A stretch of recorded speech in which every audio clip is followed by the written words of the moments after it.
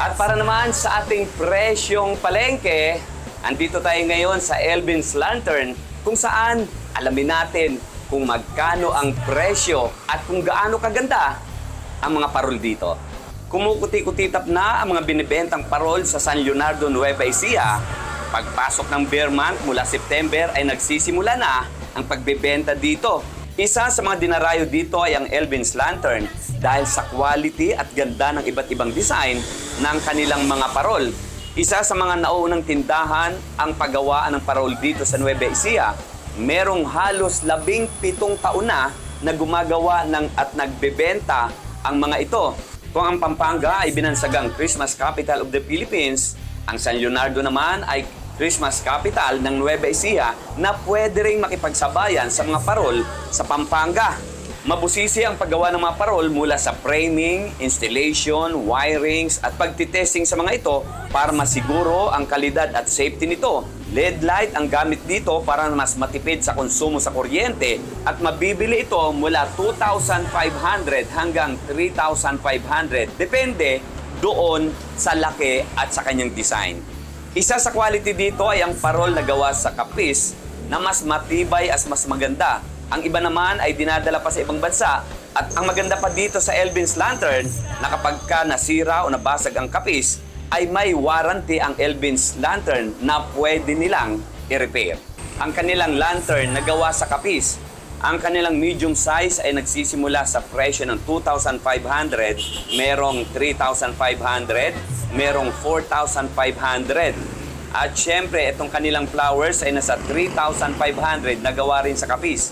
At itong nasa taas, yung pinakamalaking kapis, ay nasa 4,500. At ang kanilang famous dito na dinarayo, yung kanilang Eiffel Tower nasa 5,500. Pero, magbibigay ng malaking discount si Elvin. Sa ngayon, kasama natin mismo si Elvin's. Ang kanyang totoong pangalan is Elvin's Padulina. Siya Elvin's Lantern, ano? So, Sir Elvin, so bakit ganito kaganda ang mas quality ang ginagawa niyong mga parol dito sa San Leonardo? Siyempre, kaya quality din ang ginagawa namin parol para yung mga buyer namin ay hindi magsasawang babalik at maganda ang magiging Pasko nila. Tsaka yung mga design namin ay pinag-iisipan talaga bago gawin. Tsaka subok na rin sa tibay dahil sa halos 17 years na kaming gumagawa ng parol. Kaya subok ang tibay at ganda.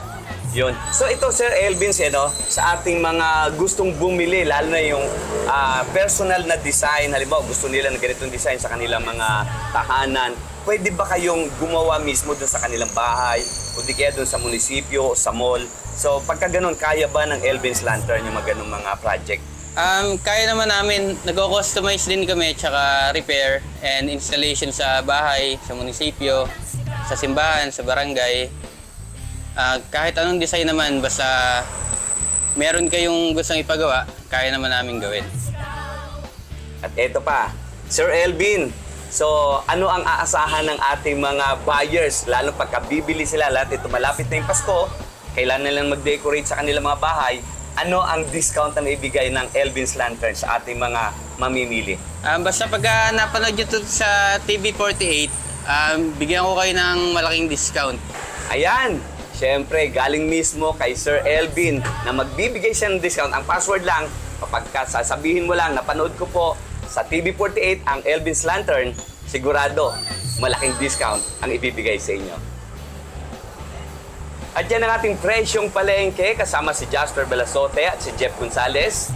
Smile Super 23rd para sa Balitang Unang Sigaw.